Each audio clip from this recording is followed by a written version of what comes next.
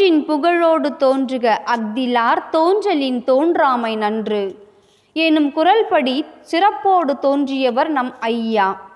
வெறுங்கை என்பது மூடத்தனம், உன் விரல்கள் அனைத்தும் மூலதனம் எனும் கூற்றிற்கு ஏற்ப நம் கவின்மிகு அன்னை தெரசா கலை மற்றும் அறிவியல் கல்லூரியின் தாளாளர், மேனாள் சட்டமன்ற உறுப்பினர், கல்வி செம்மல் திரு வி. தமிழ்மணி ஐயா அவர்கள். இவர் வாழும் மகாகவி பாரதியார் போல பெண்களின் கல்விக்கு முக்கியத்துவம் அளிப்பவர்.